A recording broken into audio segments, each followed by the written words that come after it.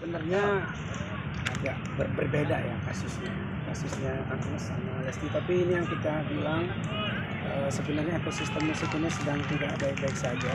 Ini karena aturannya nggak jelas, informasinya ke masyarakat, ke pecinta, ke ekosistem ini sedang tidak ada informasinya tuh nggak jelas gitu. Akhirnya seperti sekarang kan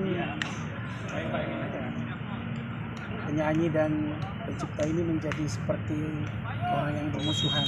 Padahal ini kan kalau kita ngomong rumah tangga ini sebenarnya satu kakak. Penyanyi, pencipta lagu itu sangat erat hubungannya gitu. Ada lagu, ada penyanyinya, itu satu simbiosis mutualisme yang dari dulu tidak pernah terjadi hal seperti ini. Jadi ini aku takutkan kalau negara nggak turun, kalau tidak diketok palu secara aturan mana yang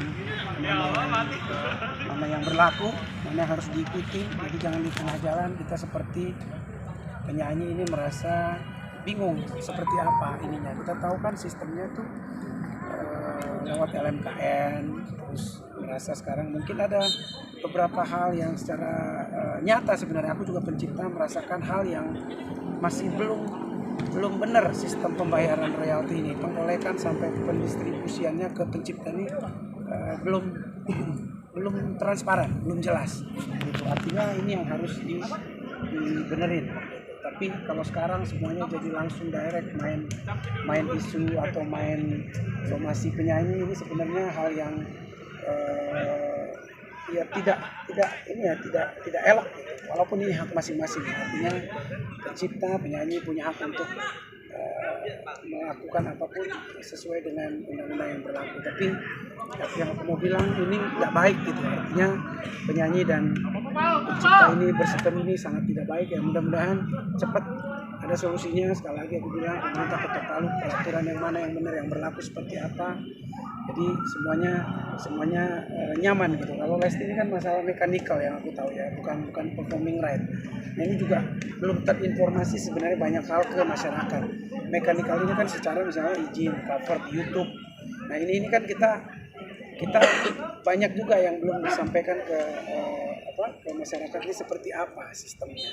Jadi misalnya kayak Lesti ini aku nggak tahu juga ya, aku jadi belum tahu seperti apa jelasnya dia cover di YouTube-nya kah atau orang lain yang upload lagu yang dinyanyikannya milik orang lain, tapi orang lain yang upload itu kan sebenarnya nggak salah dia kalau seperti itu. Tapi kalau dia yang upload misalnya tanpa izin, nah itu kan sebenarnya YouTube juga udah punya mekanisme gitu, langsung seperti apa. Tapi sekali lagi ini pelajaran buat sistem di Indonesia ini, supaya semuanya harusnya, apalagi musisi ya, sama-sama musisi ini saling berdiskusi aja seperti apa maunya. Jangan main somasi main isu kayak gitu kan sebenarnya kurang baik untuk nanti juga keberlanjutan lagu-lagu dan juga ke penyanyinya gitu. Akhirnya ada ketakutan nanti orang penyanyi untuk menyanyikan lagu-lagu di kemudian hari, akan mencari aman. Kalau mau ya diumumkan aja. Pencipta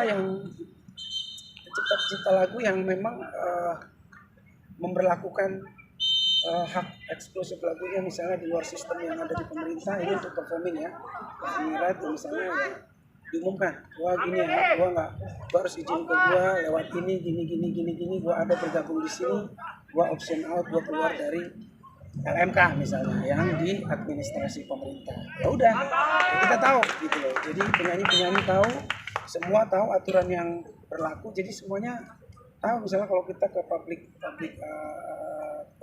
komersial gitu ya, di marketplace kan kita tahu kalau beli barang misalnya di mana kan kita tahu, kita cari barangnya, kita bayar dulu baru barangnya dikirim gitu. Itu kan jelas.